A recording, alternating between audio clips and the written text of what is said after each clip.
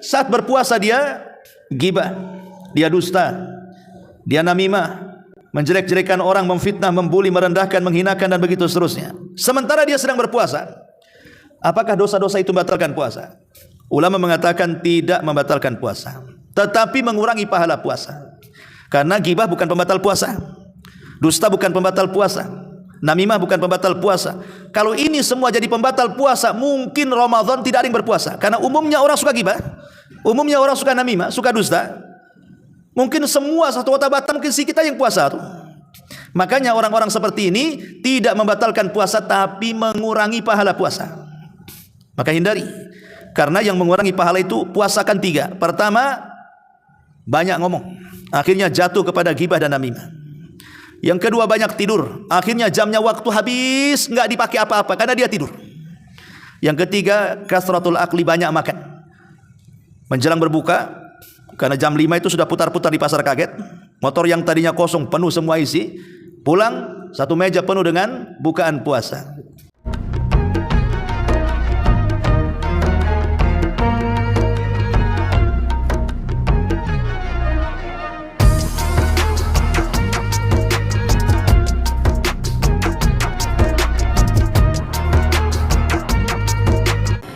Wassalatu wassalamu ala Rasulillah wa ala alihi wa sahbihi wa mawalah wa la hawla wa la quwata illa billahi wa ba'du.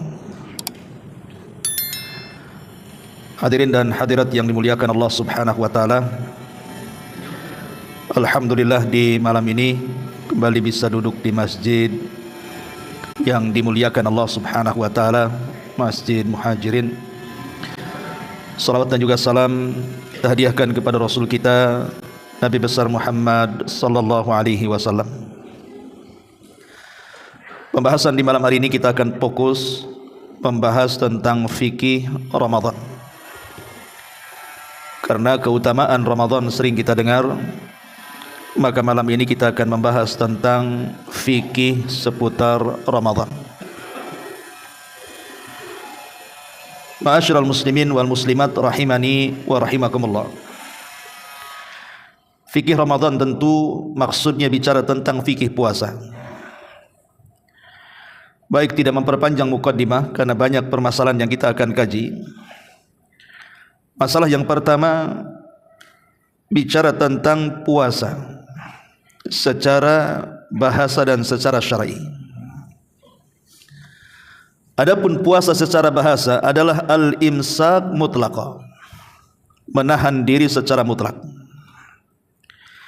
Adapun secara syar'i, dan inilah yang dimaksud puasa yang kita akan hadapi, ulama mengatakan maksudnya adalah imsaku an muftiratis siyam taqarruban ila Allah azza wa jal min tulu'il fajri ila ghurubi syamsi. Menahan diri dari hal-hal yang akan membatalkan puasa, tentu dalam rangka mendekatkan diri kepada Allah Subhanahu wa taala sejak terbit fajar shadiq sampai tenggelam matahari. Ini secara syar'i. Jadi puasa adalah menahan diri dari pembatal-pembatal yang bisa membatalkan puasa. Niatnya dalam rangka mendekatkan diri kepada Allah, waktunya dari terbit fajar sampai terbenam matahari. Ma'asyiral muslimin wal muslimat rahimani wa rahimakumullah. Kita tahu bahwa penentuan Ramadan itu ada 2 cara. Penentuan puasa Ramadan itu ditentukan dengan 2 cara. Cara yang pertama, ru'yatu hilalin, melihat bulan. Dan itulah yang diterapkan oleh pemerintah kita. Apabila sampai di tanggal 29 Sya'ban, biasanya pemerintah kita sudah menyebar di beberapa daerah orang-orang yang dipercaya untuk melihat bulan sabit atau disebut dengan hilal. Apabila di tanggal 29 terlihat, maka tanggal 31-nya menjadi 1 Ramadan. Ini yang pertama. Yang kedua, ikmalu iddati Sya'ban 30 yawman, menyempurnakan bilangan bulan Sya'ban 30 hari. Maknanya kalau di tanggal 29 Sya'ban ketika pemerintah melihat bulan, rupanya pemerintah mengumumkan bahwa bulan tidak terlihat, berarti Sya'bannya tetap sampai tanggal 30. Baru setelah tanggal 30, baru setelahnya 1 Ramadan. Inilah yang ditentukan oleh para ulama tentang bagaimana menentukan puasa di bulan Ramadan. Yang jadi masalah adalah apakah kemudian penentuan 1 Ramadan setiap daerah atau setiap negara memiliki matla, artinya kebijakan masing-masing, di mana negara Islam tidak harus melihat negara Islam yang lainnya, ataukah manapun negara Islam yang melihat bulan, maka mana-mana negeri Islam harus mengikut kepada yang melihat bulan. Inilah yang menjadi khilaf para ulama. Ada yang mengatakan satu dunia itu satu matla. Kalau Saudi melihat, maka semua ikut Saudi. Itu namanya satu matla. Satu dunia ini titiknya cuma satu. Mana yang melihat, maka yang tidak melihat mengikut kepada yang melihat. Pendapat yang kedua, tidak, masing-masing daerah atau negara memiliki matla masing-masing. Artinya tidak harus mengikuti negara yang lain. Indonesia tidak harus mengikuti Malaysia, Malaysia tidak harus mengikuti Brunei, dan begitu seterusnya. Dan dua-duanya memiliki dalil yang kuat. Adapun yang menentukan bahwa satu dunia satu titik, di mana satu negara melihat negara yang lain mengikutinya, karena ada hadis yang mengatakan sumu li ru'yati, puasalah kalian apabila melihat bulan. Kalimat puasalah apabila melihat bulan artinya melihat bulan di mana saja. Kalau Indonesia tidak melihat, Malaysia melihat, ya sudah ikut Malaysia. Kalau Malaysia tidak melihat, Indonesia tidak melihat, Brunei pula melihat, maka semua ikut Brunei. Karena Rasul mengatakan berpuasalah apabila melihat bulan. Berarti di mana saja terlihat, maka semua harus serentak puasa. Tapi ada yang mengatakan tidak, bahwa masing-masing negara yang memiliki kebijakan masing-masing berdasarkan hadis Quraib. Dahulu ada seorang sahabat namanya Quraib. Quraib ini tinggal di Syam, dan dia sedang safar kemudian bermukim di Syam. Kebetulan Syam ketika itu adalah gubernurnya Muawiyah ibn Abi Sufyan. Di Syam saat kemudian di tanggal 29 Sya'ban mereka melihat bulan, dan itu di hari Jumat. Sehingga kemudian Kamis malam Jumat terlihat, hari Jumatnya ditentukan 1 Ramadan.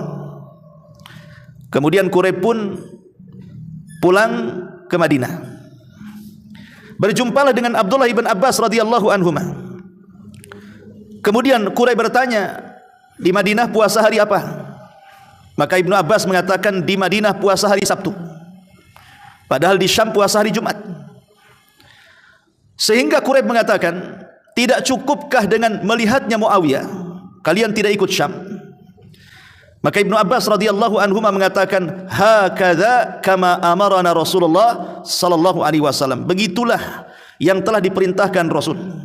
Artinya kalau di Madinah tidak terlihat bulan, maka Sya'bannya digenapkan 30 hari. Makanya beda hari. Di Syam Jumat karena diganjilkan Sya'bannya disebabkan melihat bulan. Kemudian di Madinah digenapkan bulannya karena tidak terlihat bulan. Dari sini menunjukkan bahwa masing-masing negeri itu memiliki kebijakan masing-masing. Dan para ulama kontemporer banyak yang memilih pendapat yang kedua. Artinya berpuasalah ikut pemerintah. Kalau pemerintah mengatakan besok puasa, ya sudah puasa. Kalau kata pemerintah belum puasa tapi besoknya lagi, ya sudah besoknya lagi. Ulama mengatakan supaya menghindari perselisihan, ikut pemerintah saja itu lebih selamat. Ma'asyiral muslimin wal muslimat rahimani wa rahimakumullah. Kemudian kita bahas tentang syarat daripada sah puasa. Syarat sah puasa itu ada 4. Pertama, orang yang berpuasa harus Islam. Tidak sah puasanya orang kafir. Yang kedua, berakal. Tidak sah puasa orang gila. Yang ketiga, bagi wanita bersih dari haid dan nifas. Tidak sah puasa wanita haid dan wanita nifas. Dan yang terakhir, di mana waktu berpuasa bukan waktu-waktu yang diharamkan berpuasa. Seperti Idul Fitri, nggak boleh puasa di Idul Fitri karena haram hukumnya. Jadi yang keempat syaratnya, waktu itu menerima kita puasa, karena ada hari-hari kita dilarang puasa. Seperti Idul Adha, hari tasyrik, itu tidak boleh puasa, haram kalau berpuasa. Ini diantara syarat-syarat sah puasa. Adapun maksudnya syarat sah tidaknya puasa ada 4 ini. Adapun syarat wajibnya puasa, syarat wajib, kalau tadi syarat sah namanya, sekarang syarat wajibnya. Syarat wajib puasa itu ada 6. Yang pertama, Islam. Tidak wajib orang kafir itu berpuasa, bahkan tidak akan diterima puasanya. Yang kedua, harus balik, karena orang yang belum balik itu tidak wajib puasa, tapi dianjurkan untuk berpuasa. Sebagaimana di zaman sahabat Rasul dahulu, mereka membiasakan anak-anak mereka yang kecil-kecil untuk berpuasa.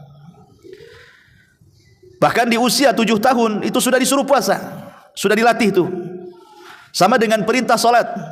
Nabi SAW mengatakan dalam sebuah hadis, muru auladakum bis salati wa hum abna'u sab'in wadribuhum wa hum abna'u ashrin.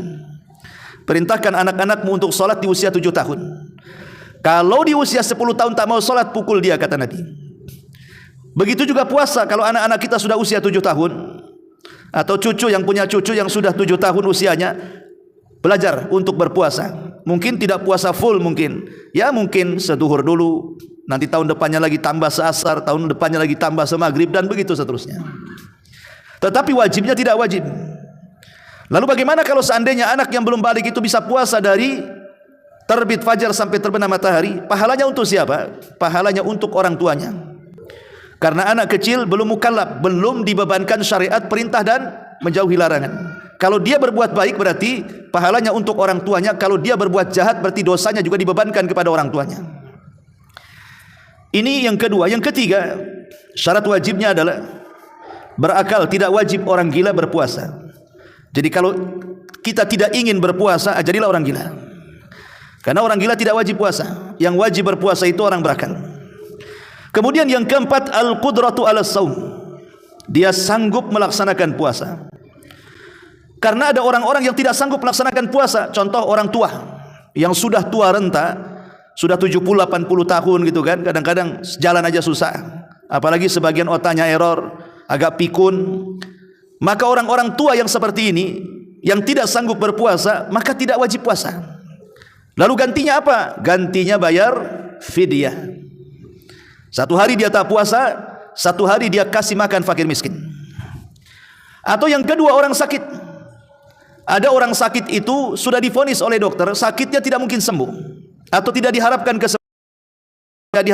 kesembuhannya, dan kalau dia maksa fakir miskin. Adapun wanita yang hamil dan menyusui, wanita hamil berpengaruh kepada kesehatan janin atau ibunya, ataupun orang yang menyusui, kalau puasa nanti bermasalah dengan ASI-nya. Maka para ulama mengatakan khusus wanita hamil dan menyusui, pendapat yang kuat, hamil dan menyusui kalau tidak puasa wajib diqadha, tidak ada fidyah. Walaupun sekali lagi ini perselisihannya panjang lebar. Ada yang mengatakan qadha saja, ada yang mengatakan qadha dan fidyah. Menyusui tetap qadha. Yang kelima, selain daripada al-qudrah ala saum, orang yang harus sehat. Maka sebab orang safar itu, kalau dia tidak sanggup maka boleh membatalkan puasanya. Tapi kalau dia sanggup maka teruskan puasanya, karena itu lebih menjaga dhimmah, artinya supaya tidak punya hutang, tidak memberatkan ke depannya. Karena orang punya hutang puasa ini berat kadang-kadang nyaurnya. Lah inilah yang disebut dengan syarat wajibnya puasa. Adapun rukunnya, rukun puasa, rukun ini harus dilakukan, kalau tidak batal puasanya. Pertama, niat dalam hati. Dan itu dilakukan di malam hari. Khusus puasa Ramadan itu harus niat di malam hari. Sebab kalau tidak niat di malam hari maka tidak dianggap puasa di siang hari. Nabi SAW mengatakan, "Malam yubayyitis siyam fala siyama lahu." Siapa yang tidak niat di malam harinya maka tidak dianggap puasa di siang harinya. Berarti harus niat. Dan niat ini ada dua macam. Ada niat borongan, ada niat harian.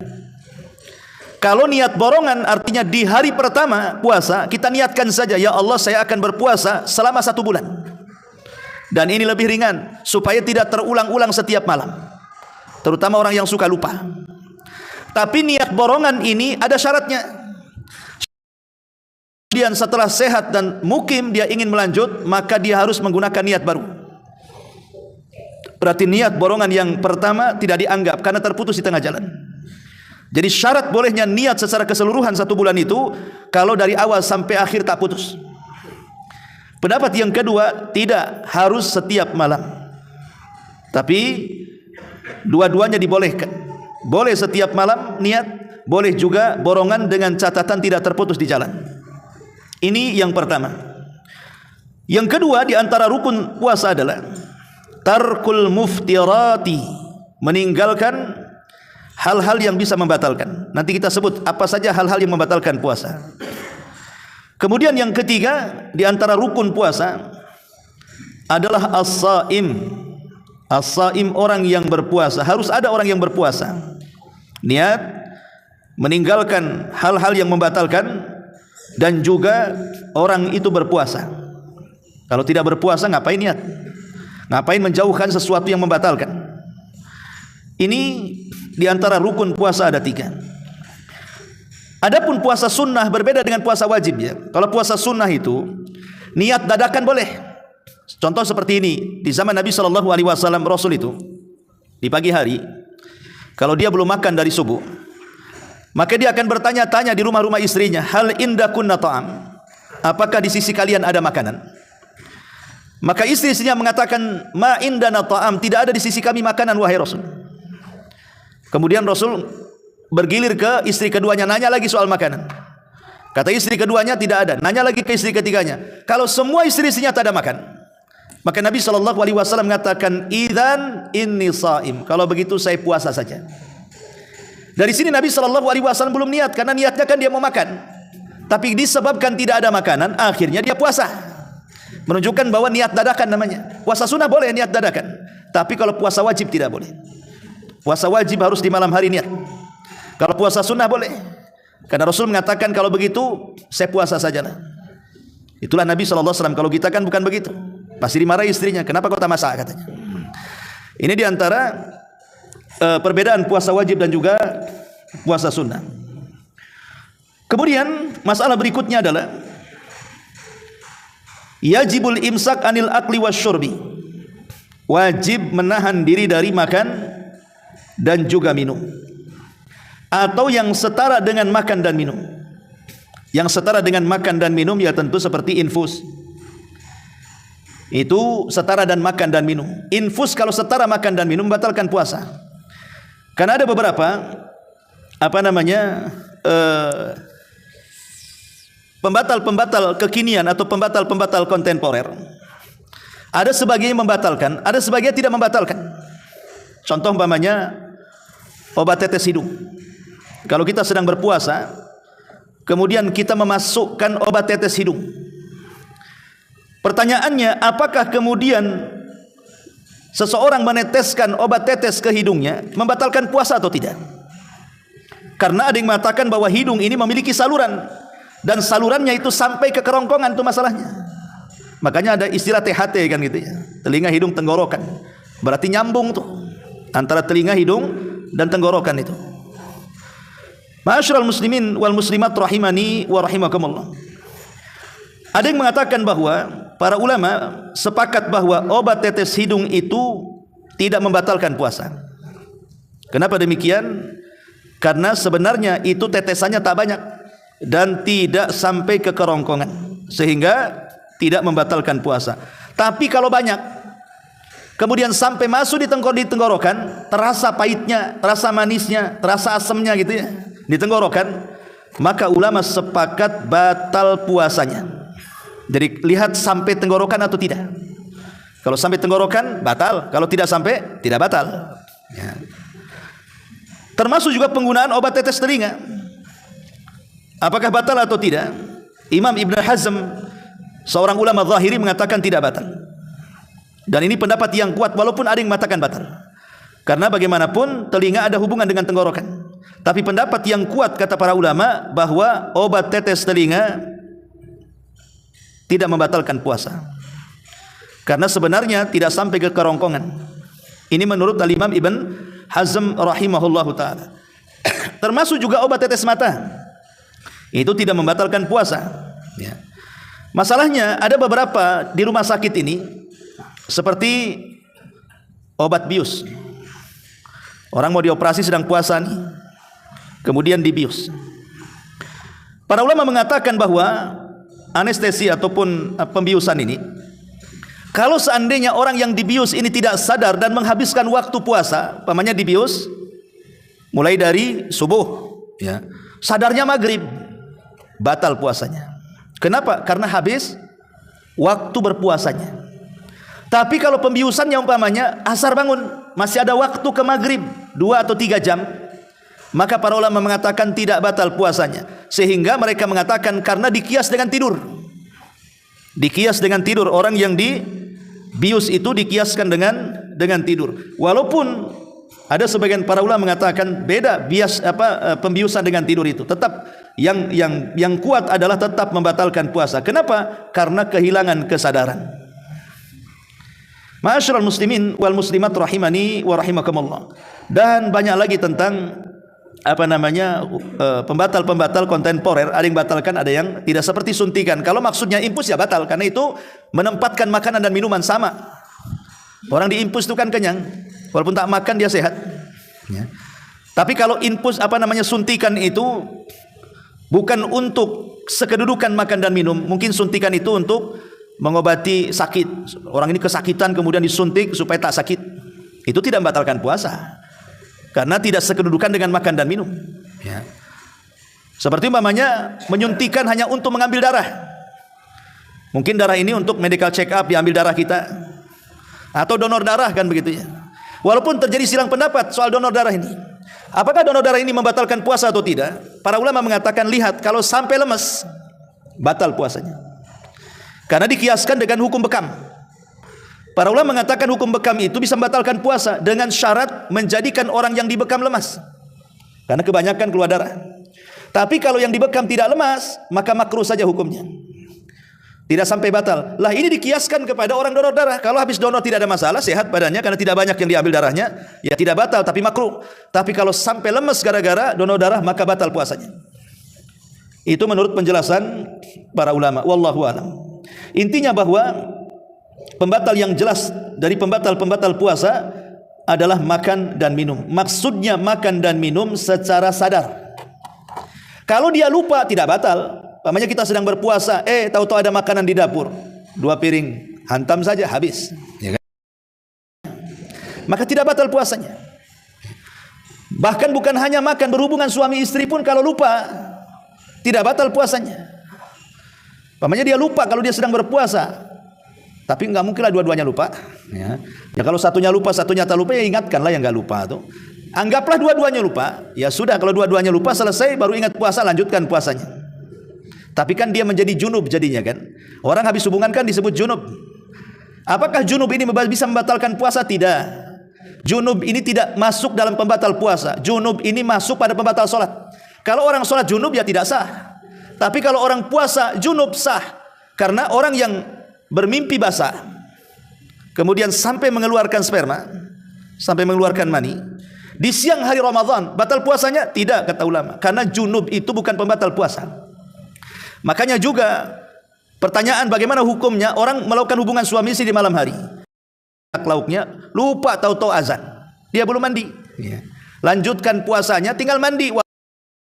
Abu ya harus mandi karena dia harus salat subuh masalahnya. Kalau orang salat ke dalam kondisi junub tidak sah. Surah muslimin wal muslimat rahimani wa rahimakumullah. Kemudian juga seseorang mengumpulkan ludah. Ketika puasa itu dikumpulkannya ludah, kumpulin lagi, talan lagi, ya. Bagaimana hukumnya mengumpulkan air liur, air ludah di mulut kemudian ditelan karena saking hausnya?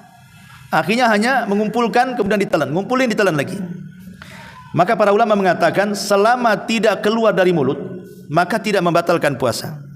Kalau sudah keluar ke sendok diminum lagi ya batal lah. Ya. Maksudnya ini belum keluar, masih di dalamnya. Kemudian tertelan, batal puasa? Tidak batal puasanya. Tidak batal puasanya.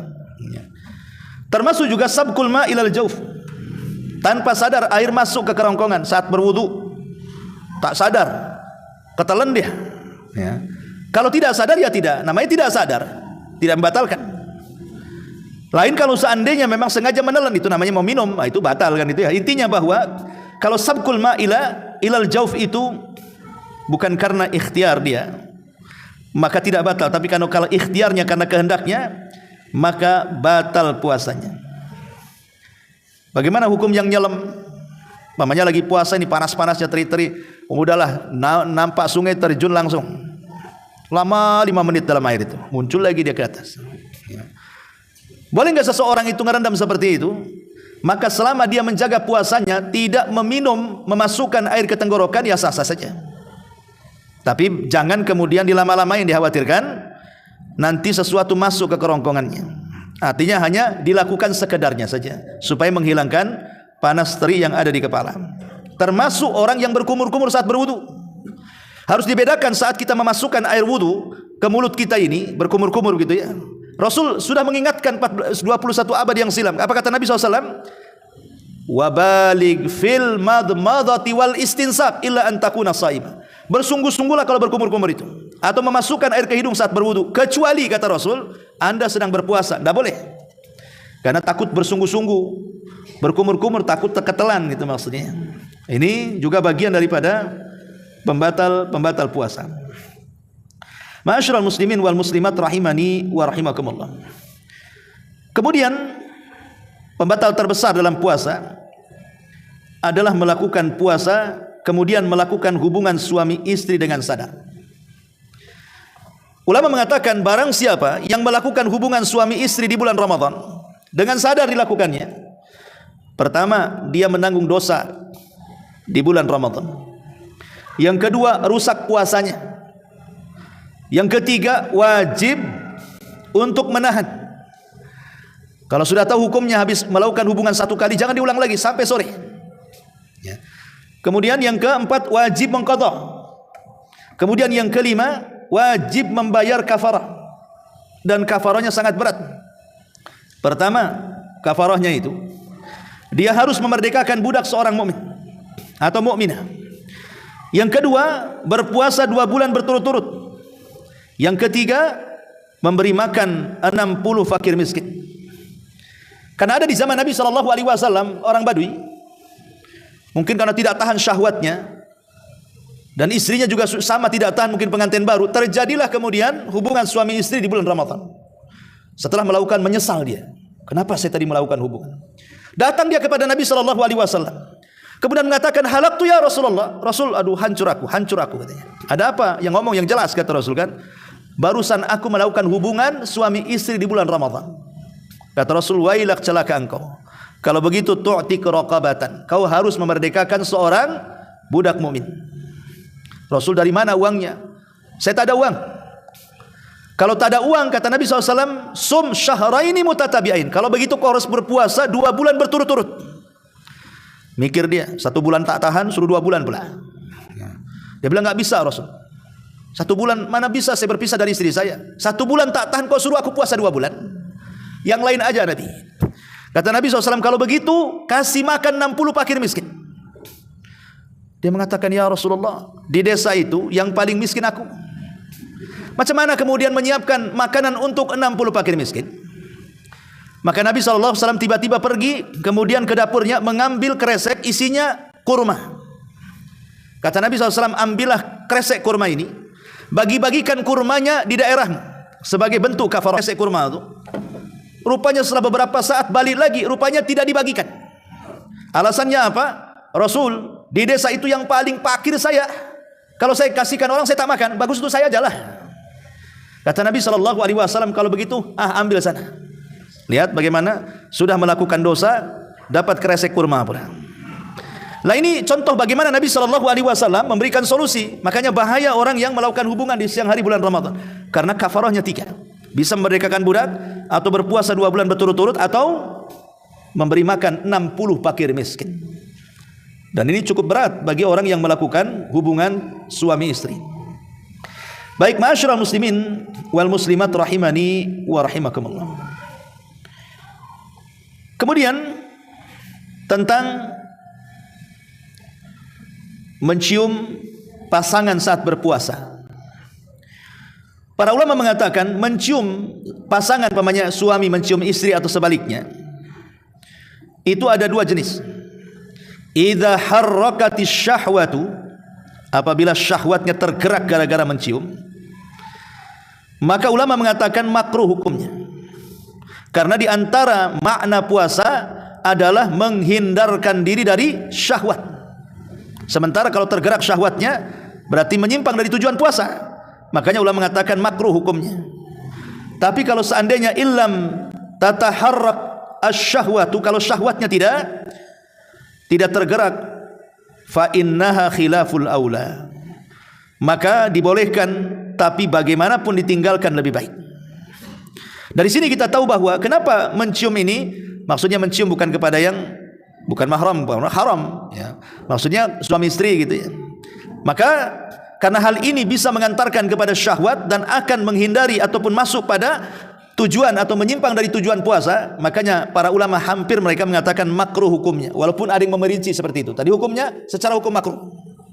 Tapi ada yang memerinci, lihat kalau enggak bergerak syahwatnya boleh, kalau tidak barulah makruh. Ada juga yang berpendapat seperti itu.